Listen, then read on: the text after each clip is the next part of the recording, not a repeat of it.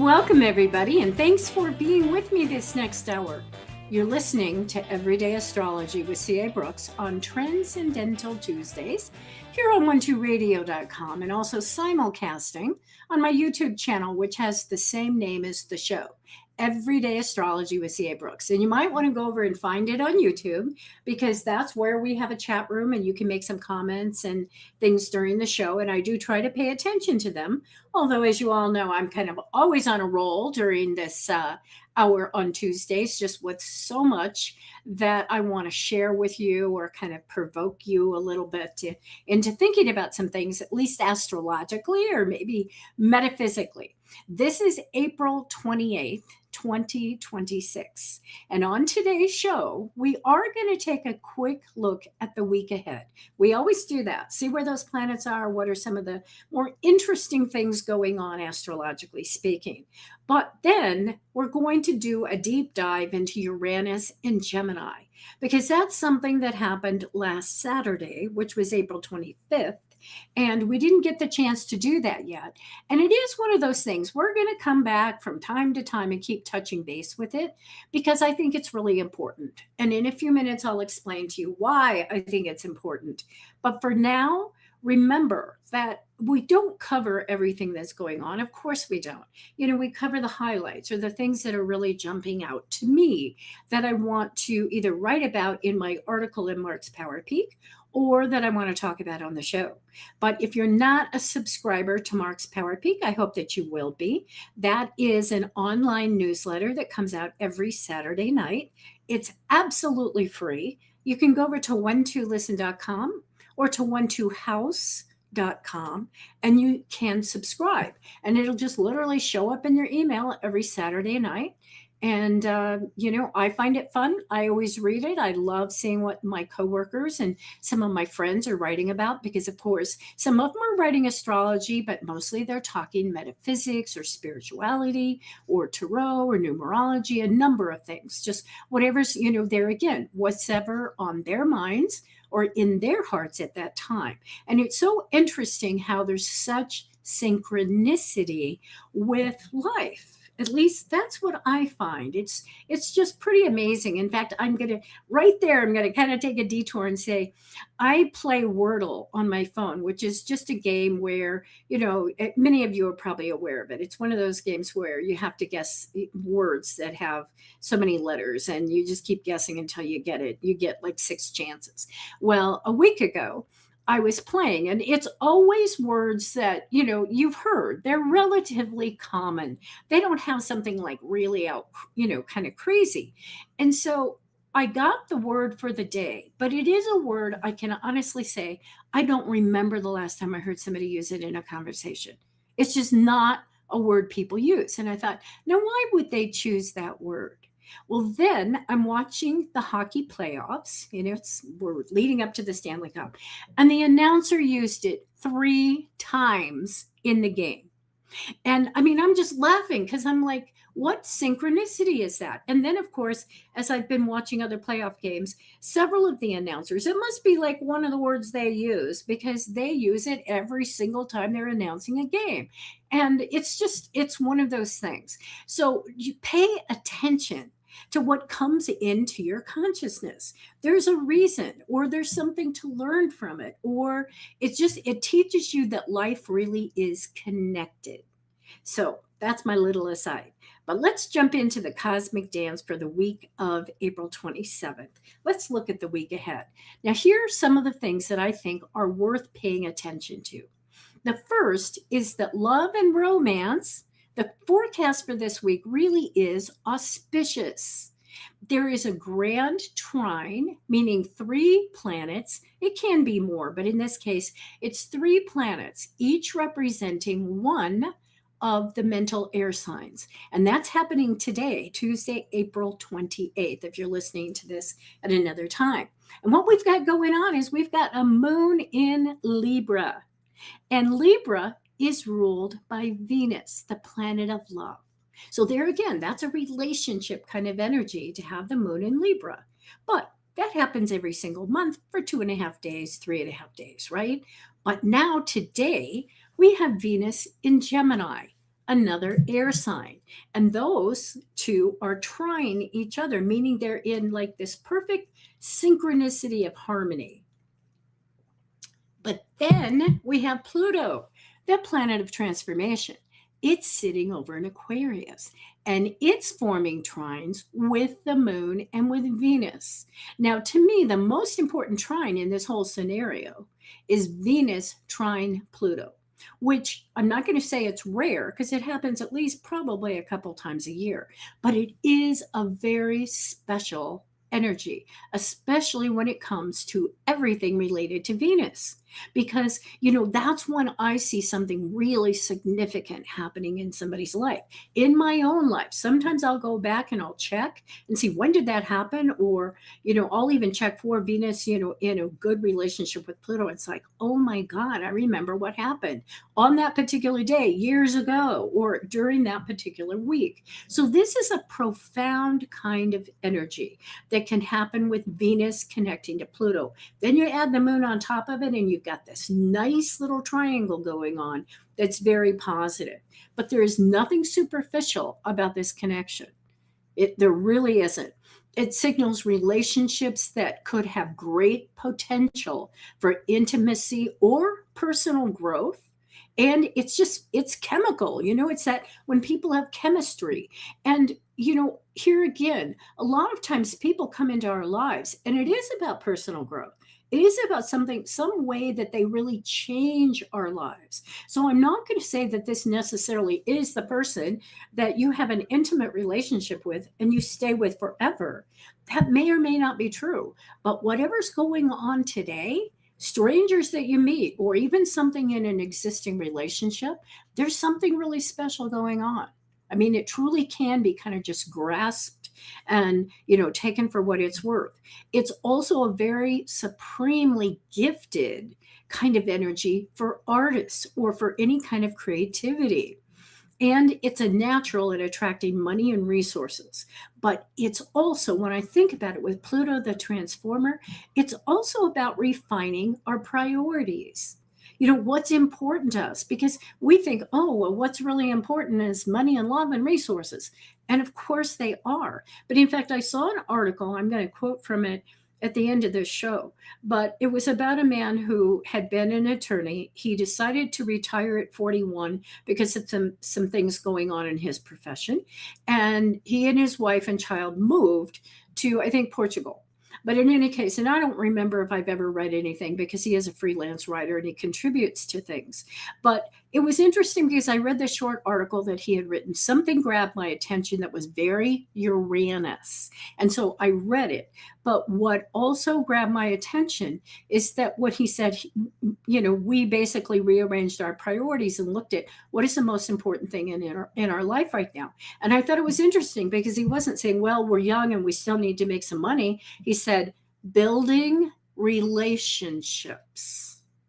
That was the most important thing that he and his wife agreed upon in terms of how they were going to recreate their lives. So that Pluto can also be a very transformative agent in how we're looking at existing relationships or what we think we're looking for. So it's not just like all of a sudden you win the lotto today. It could be that you have like an aha moment about what you think is important in your life and what you're trying to attract in your life. But I'll also say, just on that level of, hey, meeting strangers or just having those magical moments, anything is possible. And it's not just today, but the energy is strongest today. So if you're looking for love or romance or inspiration or an adventure, well, step right this way because there's interesting energy out there today. Now, also this week on Friday, there's going to be a full moon in Scorpio, which I think all on its own is going to be very revealing, maybe the platform for emotional breakthroughs. But also what's happening with that is an hour after, a little over an hour after that full moon on Friday, Venus is going to be sextile Saturn. Sextile is another one of the positive, harmonious relationships between signs. So when Venus is in a sign that is sextile another sign where Saturn is, in this case it's Gemini and Aries, Well, you've got a really good connection. And I personally love to see Saturn in relationship to Venus when people are talking about relationships or making decisions about money. And the reason is because Saturn is the disciplinarian. He provides the loyalty and the devotion and taking responsibility. So everything related to Venus, see, on Friday, as we have that Saturn coming up, and being the disciplinarian, being the organizer there, it can mean that, things could be serious and sincere, but Saturn can give form and structure to our creative ideas, to our relationships, to our decisions. And so I love to see Venus and Saturn together, at least in certain combinations. So there again, if you're really considering your priorities, or you're considering a relationship, an existing one or a future one, this is about agreements and commitments. So you may even find that you want to change an agreement and a commitment. Just be open to that, because Venus sextile Saturn is saying, yeah, what is really in our best shared interest? What do we really need to do? Do we need to, look at our priorities, maybe look at our priorities together and see if we're going in the same direction? There's lots of things that can happen. So there again, don't ever look at the planets as kind of, they're always positive, they're always negative. It's always what we're making of it. And so Venus sextile Saturn can really bring some agreement or commitment into your life, but it can also give us this kind of moment to seriously consider what's going on with both our relationships and our priorities. And there again, our relationships with money, with our resources. And remember too, don't limit your thinking about Venus to only romance. It's really easy to do that. But she is the symbol of everything that we find important, valuable, and attractive. So there's a lot of other things that go in that combination, as we've just discussed. And like I said, that includes our creativity and our artistry.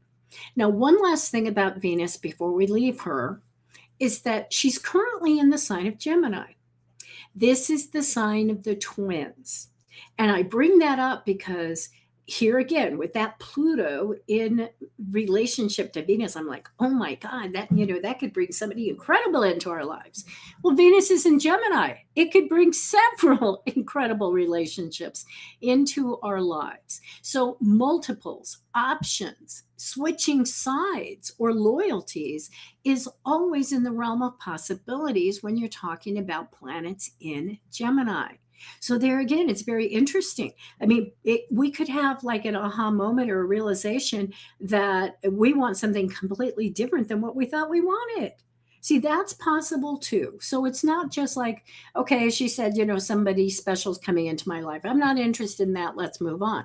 All kinds of special things could happen to you today, or out of the ordinary things that you go, wow, that was just really cool. And it could be even as simple as, let's say you're a bird watcher and all of a sudden you see the bird that you've been waiting for. Or, I know that could be a silly example, but you get it. Whatever you find valuable or interesting, or that would make your life just feel interesting, right? Or feel like you're getting this little kiss from the universe. Sometimes that's what it feels like a little blessing, a little, hey, I see you kind of moment.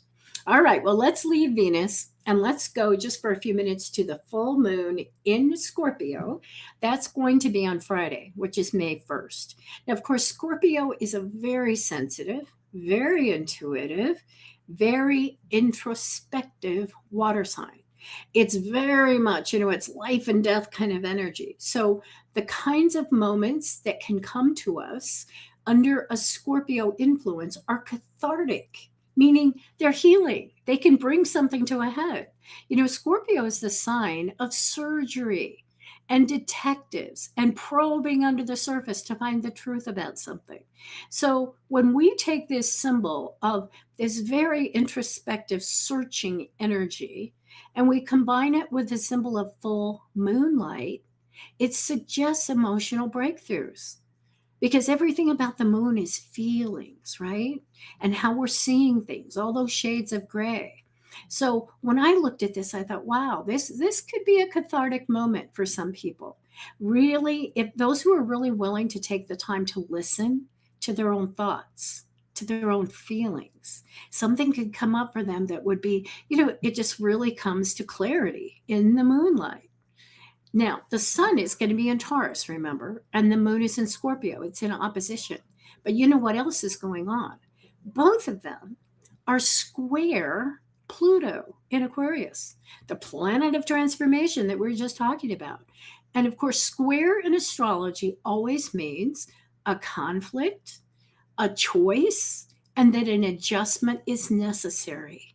So, once again, this full moon could bring an aha. It could just bring information to you. You could all of a sudden see something a little bit differently and go, oh, I see where this is going, or I see what's going on here.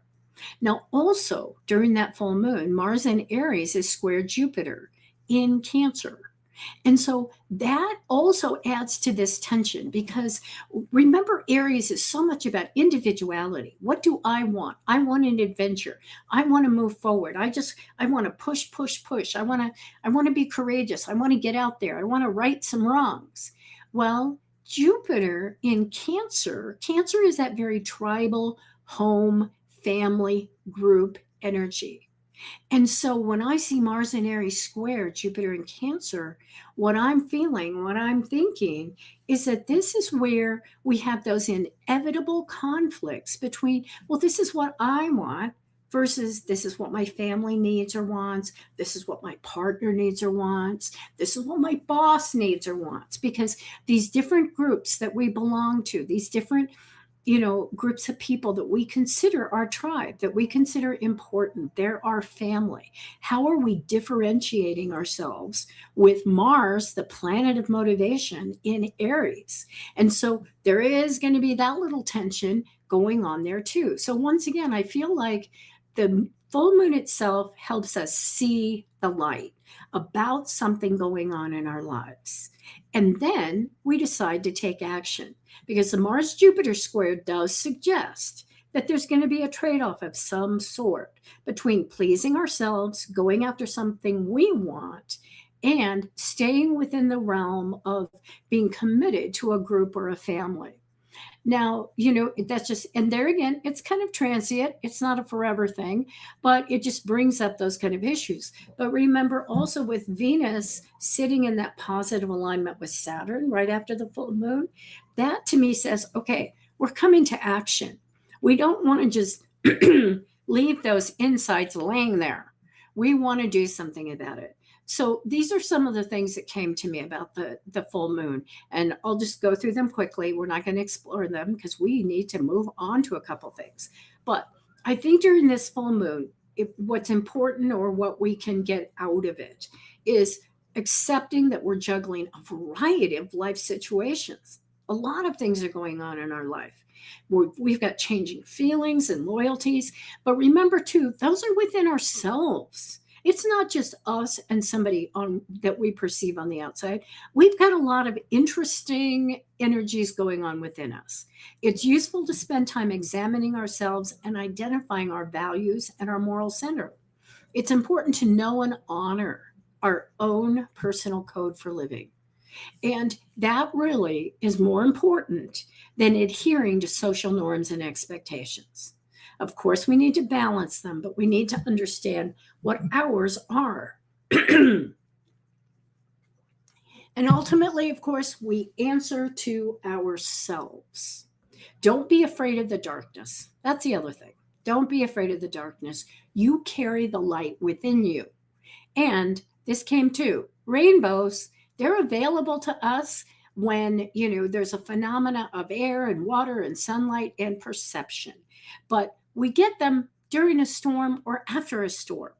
So that's one of the payoffs, when we're willing to, in a sense, go through that darkness, willing to kind of face up to some things, then, the rainbow is kind of our reward. There is a reward that comes out of it.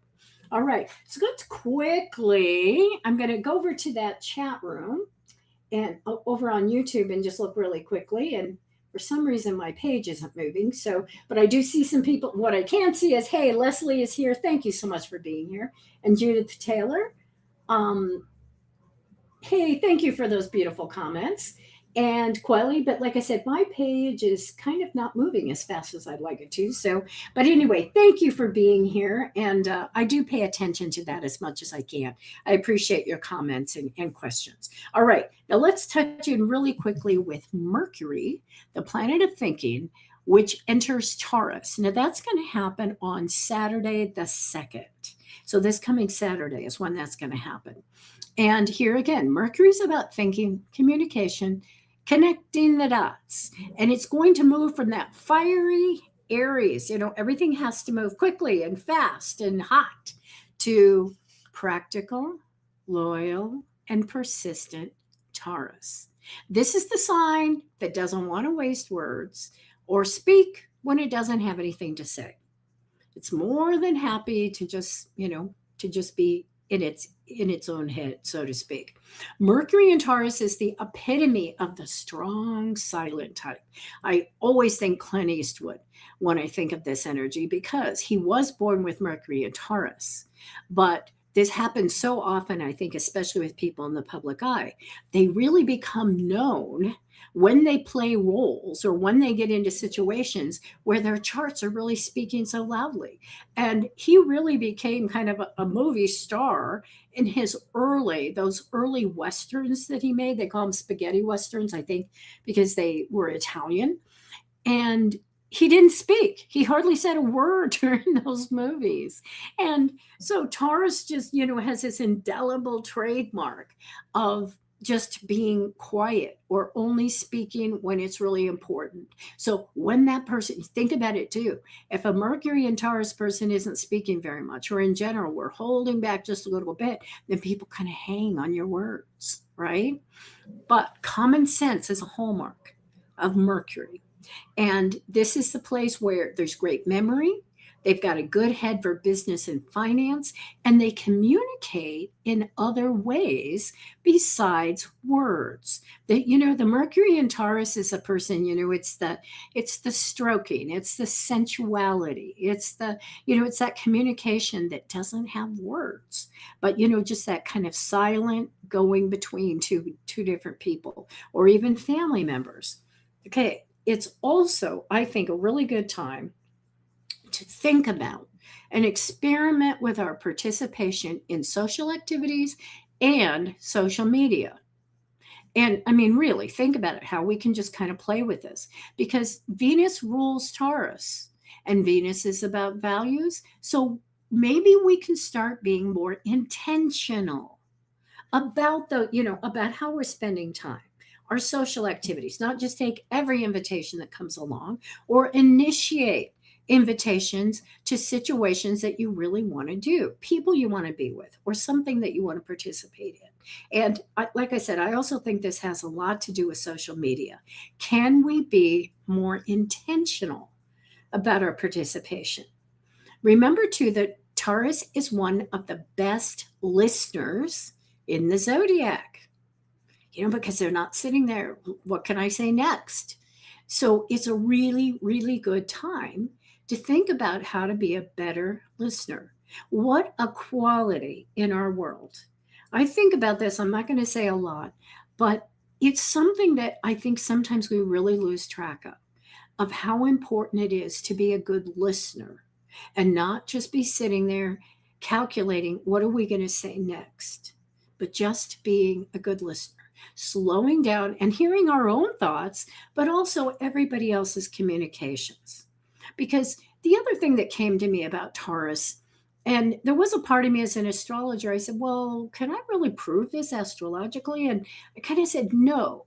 But it's my experience with Taurus and with Mercury and Taurus is that because of those personal values, the connection of Venus, I think they're rarely overly influenced by being impulsive, social whims, or cultural fads. And so I kind of thought, Mercury and Taurus is just cool. They don't need to figure out or to define themselves as being cool because they already are. So when they're not hopping on that train of, chats, or they're not hopping on to some social media kind of thing, it's because they're just going, it's cool. It's just what it is. I'm going to just sit here because I know what's valuable and what's not. So we can think through some of those things. But by the way, we don't have a whole lot of time because Mercury in Taurus is not going to last very long. It's only going to be there for 14 days. So through May 17th. So it's going to start on the 2nd and it's going to be gone by May 17th. And then it's going to be, it's going to race forward. All right. So let's talk about Uranus and Gemini. And I know that we have touched upon this before. And of course, like I said, we're going to come back. We're going to be touching upon this again. But astrologically, we care about planets when they change signs. Obviously, like on this show, we talk about those new moons, full moons, but we're always going to touch base on planets as they continue in their orbits and move through signs, because it's almost, they are a stage play and they're changing. They're not changing their basic, personality on stage, but they're changing what they're wearing. They're changing their clothes. They're changing how they're going to do it. So astrologically, we very much care about when planets change signs because they're changing up those roles. They're coming out in a whole new, outfit. They're coming out with a whole new kind of motivation. But some of the planets do make a bigger splash when they change signs. And the reason is because they're outer planets, the ones farthest from the sun. They don't change that often. They have long orbits. They stay in signs for the longest amounts of time. Uranus orbits the sun once every 84 years. So when we're talking about Uranus moving into Gemini, it hasn't been there for 84 years. I mean, on average, 83 and a half, maybe a little 85, but it hasn't been there. And it hasn't been there. Actually, it left in 1949. It was basically there through 1941 to 1949. And it spends on average 7 years in every sign. So that's what we're looking forward to, is Uranus being in Gemini through May of 2033. And we're going to go back and revisit that 1941 to 49 a little bit further into this conversation, and maybe even in the future too. But so that's what we've got going on. Uranus moving and changing signs, or it did last Saturday. Now, and for those of you who have a good memory, you may know that Uranus actually dipped into Gemini for a couple months last summer. But that was what I call a scouting trip, because then it retrograded and went back into Taurus. It was not finished with the Taurus transit. But now we are fully with Uranus and Gemini. So let's talk, or let's kind of remind ourselves what Uranus is about. It is a rule breaker.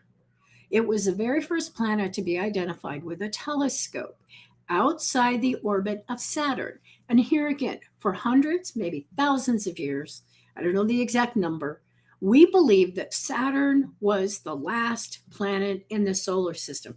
Why? Because that's as far as the human eye could see.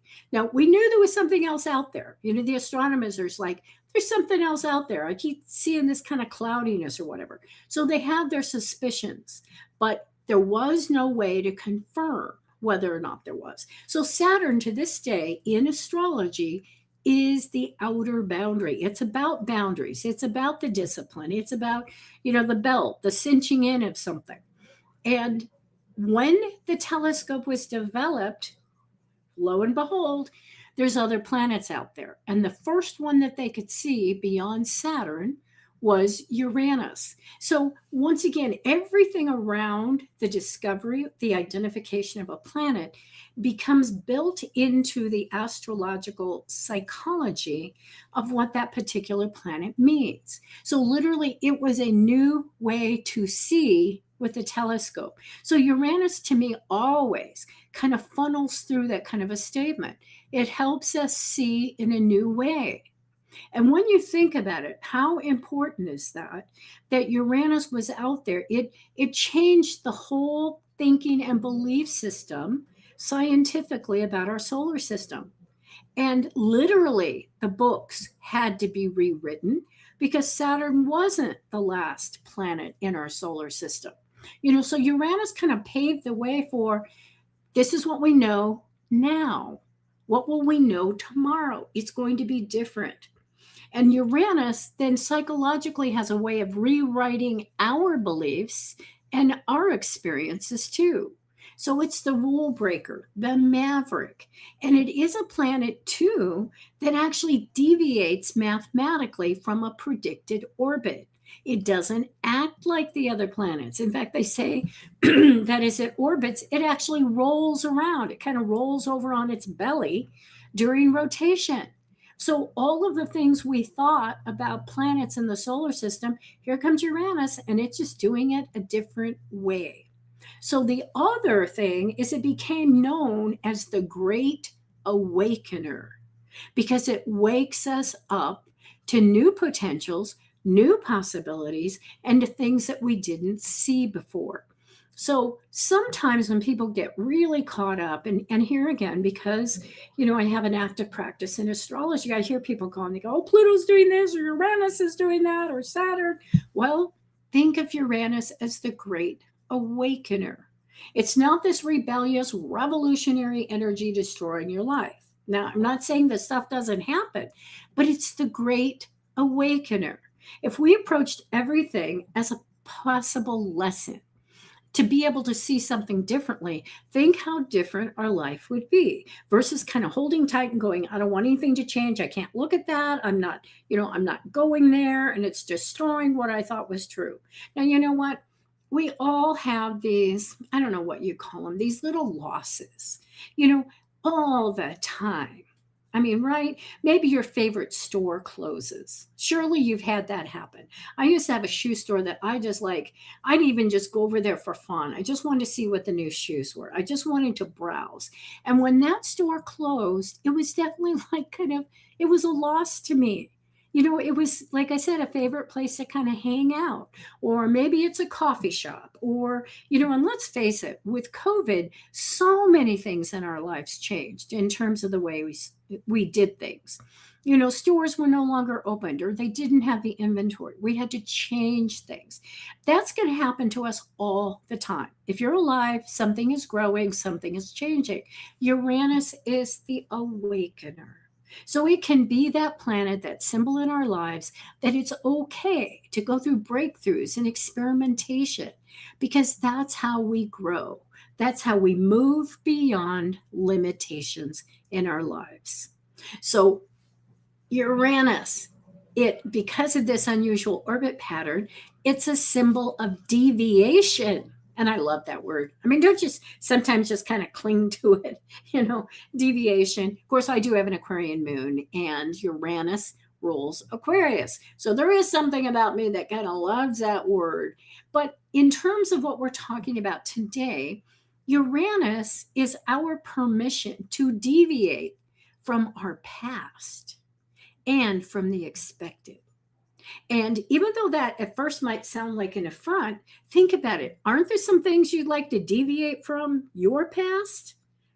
Put them to rest, move away from them, not do something again. I mean, the whole psychological phenomena of continuing to do something that hurts us, that's not in our best interest. I mean, that could occupy psychologists and doctors forever. Why do we do that? Well, Uranus is ultimately that voice within. It represents that part of us that says, yeah, I want to deviate from habits and routines or beliefs and ways of doing things that every time I look at it, I go, I don't like this. In fact, I was having a conversation the other day, and I thought this almost sounds kind of negative, but I don't think it is. And that is, we're not that good often of knowing what we think will make us happy. I mean, we think we are. And that's how we often think, this will make me happy. But if we paid more attention to what doesn't make us happy, we might actually be making, further progress. Because every time we go, you know what, this doesn't feel good. This attitude doesn't feel good. This behavior doesn't feel good. This relationship doesn't feel good, whatever it is. If we paid a little more attention to what doesn't feel good and say, you know what, there must be another way to do this. There must be another way to think about this or to handle this. You know what, we might just find that we are happier. and more content, because we're not chasing this kind of eternal thing that's in front of us. That's going to make me happy. And like I said, what progress could we make if in every moment we went, wow, that didn't feel good? And you know what I'm talking about. Sometimes it's just even a fleeting thought. And and initially it does make us feel good. Like, somebody does something and I go, well, that was kind of stupid. Now, I may not say that out loud, right? But this judgment in my head of myself or of somebody else, well, you know, when now I'm trying to pay more attention to that and go, did that feel good? Is that who you want to be? Is that, and it's like, no, okay, let's deviate from that. Let's move away from that. So not thinking so much maybe even about who I want to be or, what I think is going to make me happy, but just being really honest about what's not making me happy in the moment and stopping it. Don't do that behavior anymore. And every time you find yourself doing it, forgive yourself. Just go, yep, I don't want to do that again. Every time I hold my finger over the flame, it burns. It doesn't feel good. I'm going to try to be open to doing something else. So back to Uranus. What we do as astrologers, of course, is we look at all the events that are going on around the time a planet is identified or discovered. And that's how astrologers start building this identity and set of characteristics for different planets. Well, Uranus was discovered in 1781. And by the way, it was discovered while it was in Gemini. So I think that's like a sweet little synchronicity right now that it was identified at that time. But here again, we've been talking about this, but these are some of the words that you can think about or the characteristics that you can think about with Uranus. It is a rebel, a revolutionary. It's unusual, unpredictable, unorthodox, erratic, deviant, inventive, progressive, innovative, individual, sudden flashes of brilliance that strike like lightning. And of course, we could go on and on. Also, many astrologers consider it to be a higher octave of the planet Mercury, meaning that it's like Mercury, it's a communication, but it's like Mercury on speed. And Uranus was actually identified by an astronomer, William Herschel, in March of 1781, while in Gemini. But this is what's kind of interesting about him. Now, his Uranus was actually in Capricorn, but he was a musician by profession. So it's like, here's this musician who discovers Uranus. And he studied mathematics and astronomy and languages as hobbies. So there again, this unusual person is the one to actually identify Uranus. Now, here's another little side note. And here again, I just love when I see these little synchronicities coming together. Like I said, his Uranus was in Capricorn. It was not in Gemini. But he discovered Uranus when it was in Gemini. And he collaborated with his sister. And why that's interesting? Because Gemini is the sign of siblings. And so here he is collaborating with his sister on the astronomy and maybe some other things in his life as well. But I also look at the time period and I think how many people were collaborating with sisters, here again. And he wasn't a twin, but the idea of a twin, he's collaborating with a sibling. It's just kind of sweet, I think. But to keep it manageable in your head, you can hang on to one or two words or one or two qualities about Uranus. But think about it.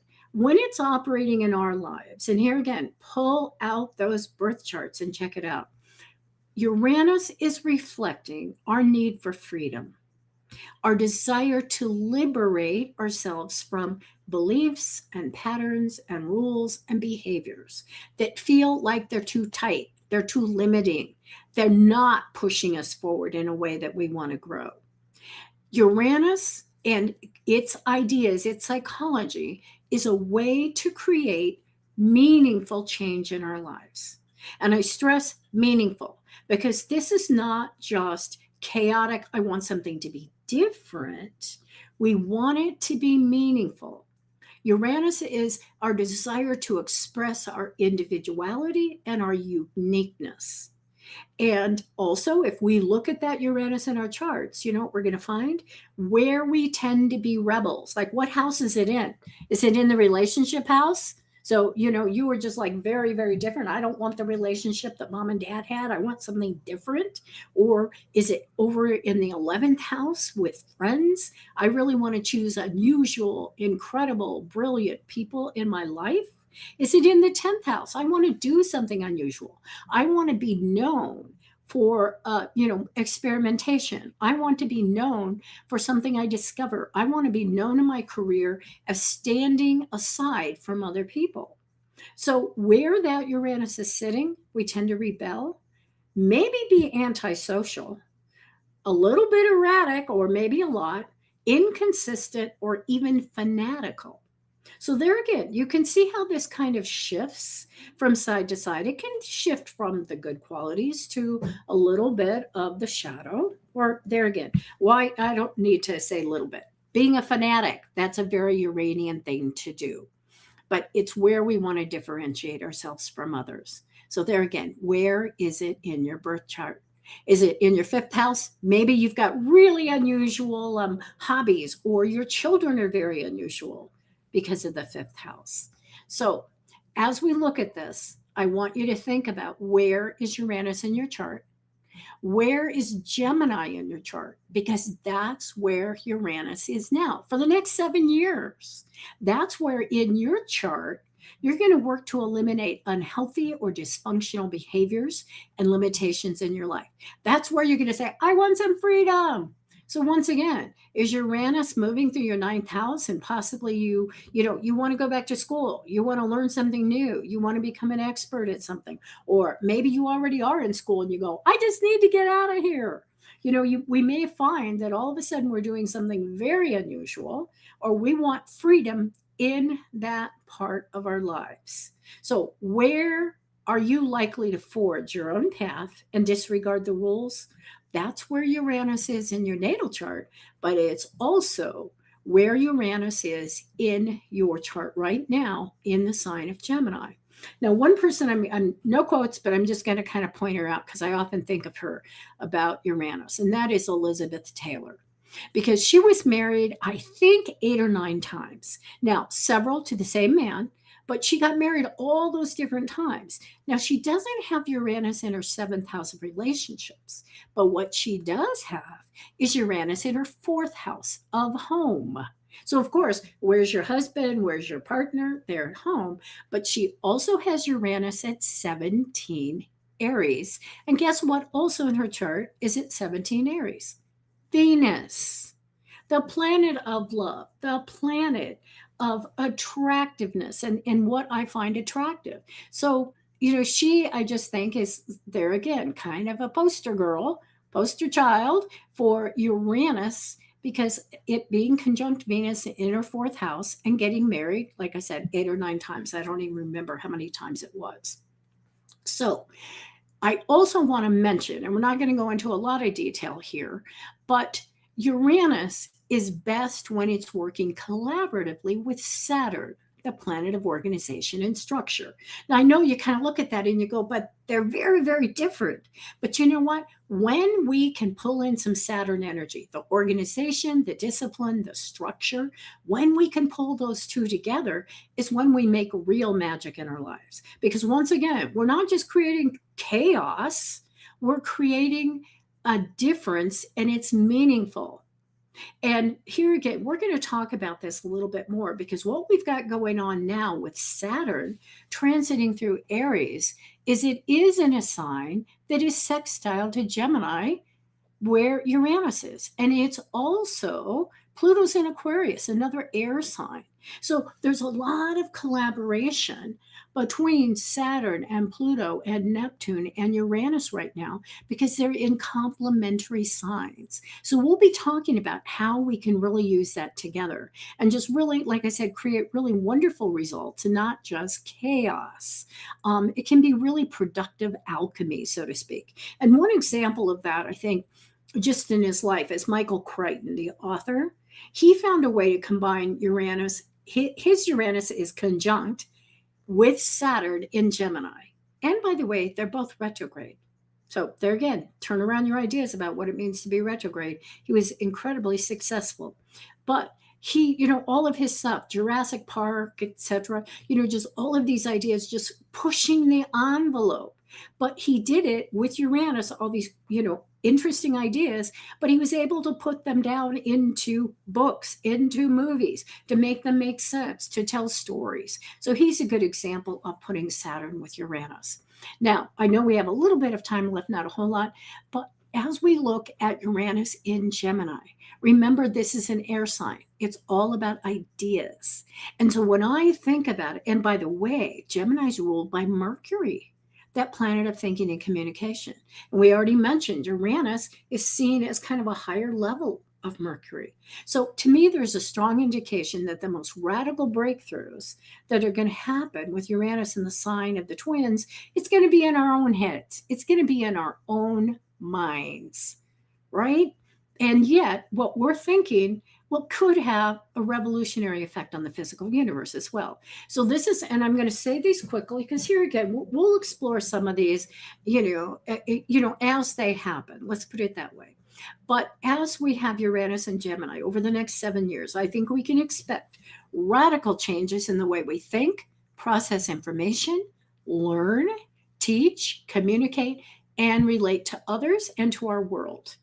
And the changes are going to be most obvious in the fields that are very related to either Uranus or to Gemini and Mercury. So we're talking about education, journalism, television, communication styles and devices, electronics. And here again, remember, Pluto's in Aquarius, the sign of the future and of progress. So there's just going to be all kinds of brainstorms when we're talking about communication and electronics, all the digital, all the AI, all of that kind of stuff. But here's some others that you may not automatically think about. And here again, this is Mercury, this is Gemini. Gemini's pairs of things, the twins. It's going to be about personal mobility, including medical advances in the treatment of paralysis, mobility impairments in devices, speech communication, impairments, and accommodations. All of these, I think, are likely to be areas of target for especially medical innovation.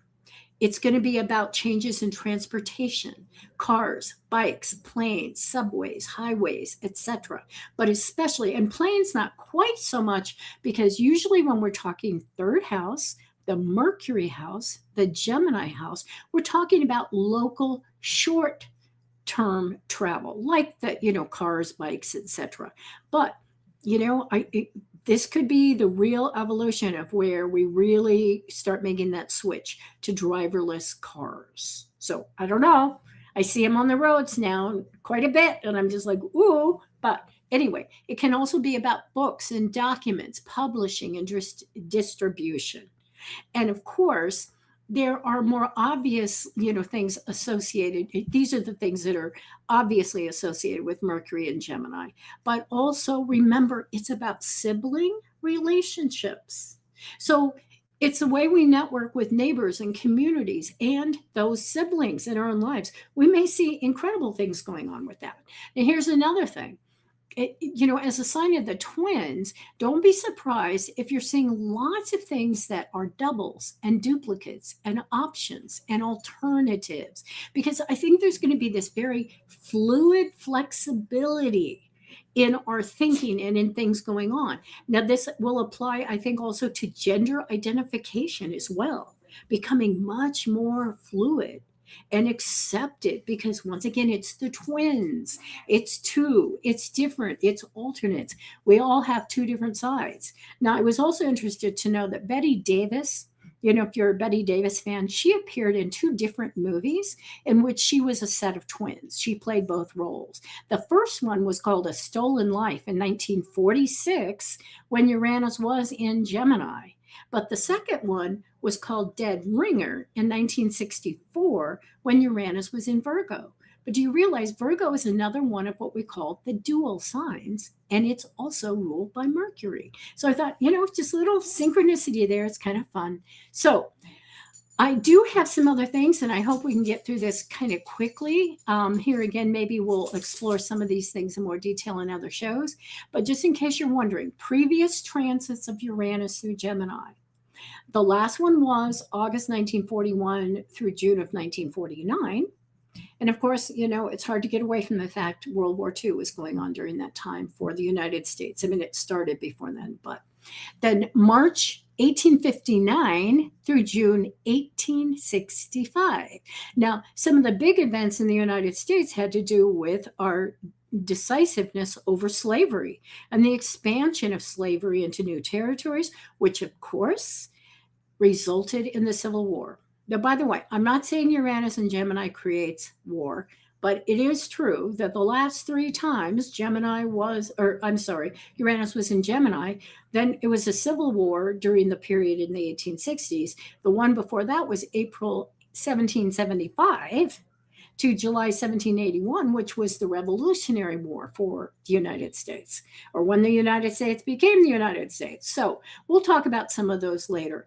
But I also want to kind of point out some other things about Uranus through Gemini to just kind of, pique your interest a little bit. One of the things that happened in the last time of Uranus through Gemini was television. Because even though television had been kind of in the works for a couple decades, I think, it really didn't become commercially available until, the 40s. And then it became a major turning point. I mean, it was like then it was all of a sudden in a lot of homes.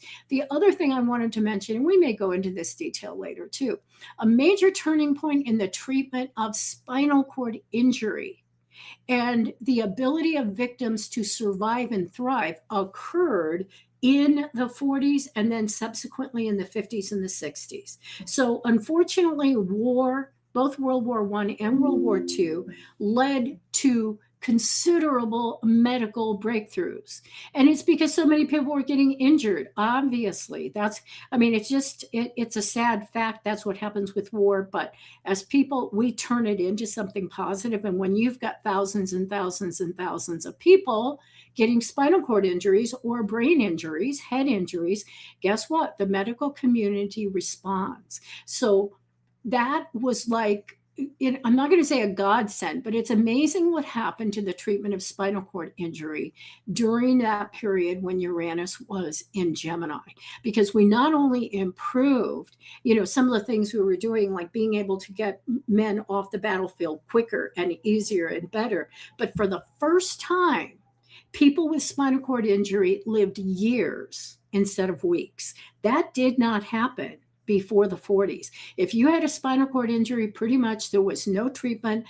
It was nada. And you literally lived for weeks. It was considered a non-treatable condition. But in the 40s, research came in, all kinds of things, major advances in imaging, medications, including antibiotics, and subsequent development of new durable medical equipment, including wheelchairs and other environmental control systems. So there are some advantages too. And there again, we're going to look at some of these things that have happened with Uranus in Gemini. So, some interesting things to look at, but that's why I'm really looking forward to some of the medical breakthroughs that could happen during this period. All right. Well, I got to get off the air. So thank you so much for joining me today. And as we wrap it up, just thanks to Serena, who is our producer. I hope that you'll stay tuned for Empowerment with Kelly Whetstone. She's coming up next, both on 12radio.com and also on her YouTube channel. Now, I do have actually several quotes, and I don't want to belabor this, but I told you I read that article by the lawyer. And one of the things he said, and I'll save some of the other quotes for next week, but at the very top of his article, he said, uncertainty is an opportunity, not an obstacle. And by the way, his name is Alex Trius. So I want you to think about that. Not that he has Uranus. I don't know where his Uranus is. I have no idea what his birthday is, but uncertainty is an opportunity, not an obstacle. That's very Uranus and very Uranus in Gemini. So guys, thank you so much for joining me today. It's been so much fun. This is CA signing out. You can find me for personal sessions on 12listen.com. Please feel free to request a scheduled call at a time that's good for you. And you have been listening to Everyday Astrology with C.A. Brooks on 1-2 Radio and streaming on YouTube, where we are changing the way we think about Uranus.